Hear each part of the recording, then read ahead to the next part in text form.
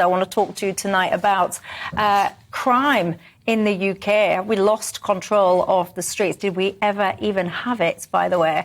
I want to ask about in the situation in Russia and Ukraine, the conflict there. Should ordinary Russians be punished for the actions of their governments? I'm asking you that tonight. And should we have blasphemy laws in the UK? Lots of you have been in touch already.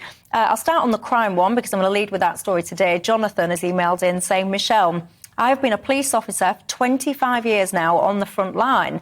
We have lost the streets. We have lost the support and confidence of the public.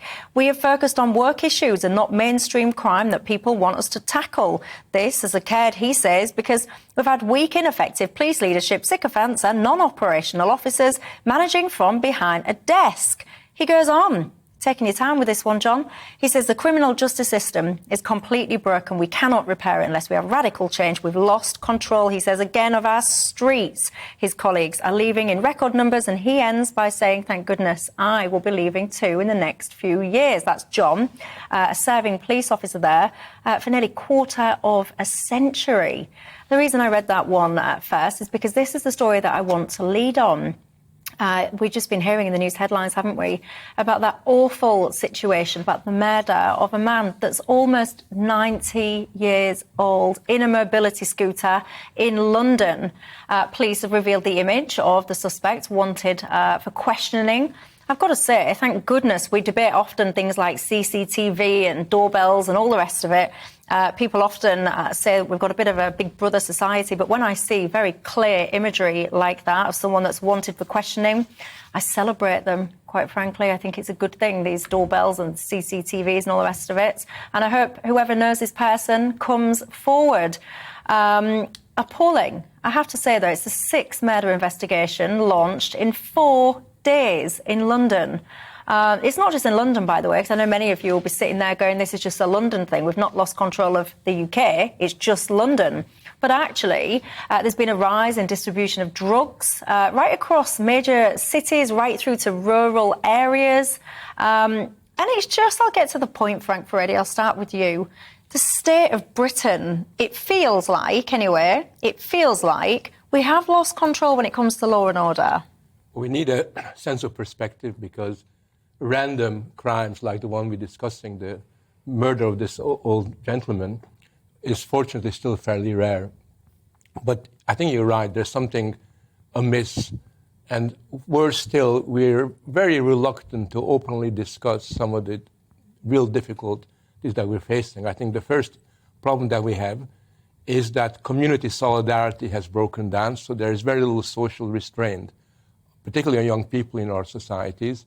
Kids, become a law unto themselves because the adult world often gives up on disciplining them, and therefore they just basically very easily move into the domain of crime without blinking an eyelid. And then to make matters worse, we have a criminal justice system that really doesn't understand the meaning of justice and kind of struggles to understand what justice means, so that the police are very often wasting their time ticking boxes, sitting around. I remember going to a police station 2 years ago, and literally there were 5 or 6 coppers just kind of ticking boxes rather than being out on the street. And when I asked them, well, is this your life? And they said, well, this is process, this is something that we got to do.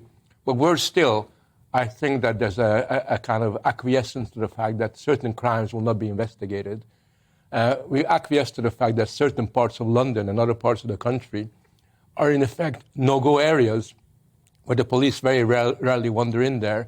And certain communities in particular, and certain parts of London are very much at high risk in terms of the commitment of crime. So one of the things that I would like us to see is to have a grown-up discussion about what is this situation that we're faced with, because it's not good enough to talk about the breakdown of law and order. I think we've got to investigate a little bit further and name names and isolate the problem. Yeah, and I just want to, just before I bring Peter Hitchens in, because whilst it's this particular crime that stopped me in my tracks today, let's be absolutely clear, this is just one of many things that's going on at the moment that makes me very much concerned. I mean, I don't know if TikTok is your thing. Got to be honest, it's not quite mine. But I do use social media nonetheless, so I see a lot of things. This is one of the things that caught my eye. If I can get this clip running today. Yeah, I mean, I'm showing, because I know that some of you are listening, not watching. This is, I've got to be honest, what I can only describe as Lawless Britain in action.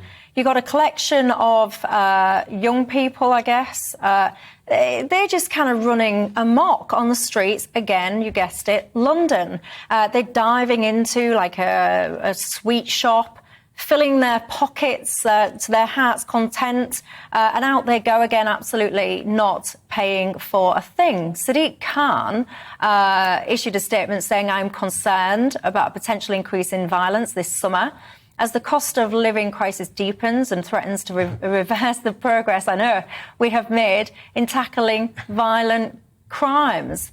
I mean, I laughed a little bit when I read that, Peter Hitchens, because I can almost see it coming, this kind of, oh, it's not my fault, it's not the police's fault, it's a cost of living crisis. I mean, shut up. What do you think? Well, it's unlikely that people are going to rush in and steal sweets from a sweet shop because the cost of living has risen. It's also remarkable when so many of these supposed riots happen that the buildings that get targeted are so often selling high-end electronic goods, which are obviously an important need that is unfulfilled in the lives of these people, but you can hardly claim it was a real piece of serious social deprivation. During the last supposed riots in London, I can't remember how long ago they were now, I pointed out that this was basically an outbreak of crime. It wasn't riots at all. It was people realising the streets were unpoliced. And property, you're on about when it was Mark Duggan, the killing of Mark Duggan. Property was unprotected. And it wasn't, to say, there was no social process. It was simply a realisation by the lawless that they could get away with anything. Fortunately, they haven't yet realised just how few defences there are. Many years ago, working for newspapers, you see the same stories coming round over and over again, the horrible murder of an old man, the increased instance of drug abuse, whatever it may be. And I thought, well, there's no point just writing this over and over again and writing a column saying how terrible it is. I will look into what's actually happened. And I spent a couple of years researching and writing a book called A Brief History of Crime, in which I discovered in detail what had happened to the police, what had happened to the courts, what had happened to criminal justice in general, and what had happened to the prisons. And I tried to press this book, sometimes directly into the hands of senior police officers and politicians, say, please, will you read this, because everything you say about more bobbies on the beat and crackdowns on crime is empty rubbish. It has no bearing on what's going on. You're paying no attention to the real problem. And I've never got any response at all. There is no interest in most of the media. There's no interest in the world of politics. There's almost total ignorance. You hear it. I'll be listening to some politician of any of the parties. What we need is more bobbies on the beat. And the moment this person says this, you know that he doesn't know or she doesn't know anything. There hasn't been such a thing as a bobby for about 50 years, and there is no beat for them to go on. The police do not patrol on foot preventively, which is their job. They stop doing it. What we have are paramilitary social workers, heavily armed with clubs and pepper sprays and sometimes guns, reacting to crime and disorder after it has happened uselessly. They've been doing this uselessly and with increasing ineffectiveness now for coming up for half a century. Nobody will reform it. I can say this over and over again. I can say it here. I can say it to you. I can say it when I meet politicians. I can say it to other journalists. Nobody pays the slightest bit of attention. There is no interest in this country in serious political discussion of major issues such as this, so it goes on getting worse. Same with drugs. Now, you would find probably that drug abuse lies behind an enormous number of the crimes which you report and grieve over. What do you think? But nobody will do anything about it. There is absolutely no intention to reduce the use of drugs. It's very easily done. They do it in Japan. They prosecute people for possession of drugs.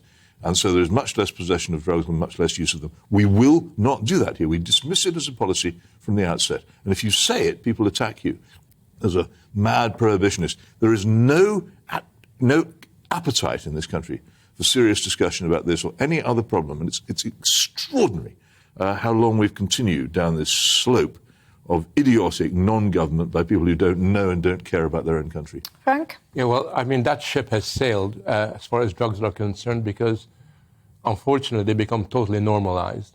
And they become normalized not just amongst sort of people who live in underprivileged circumstances, but also within the middle classes and also amongst our elites, where the use of drugs is seen as just cool, just a normal thing you do.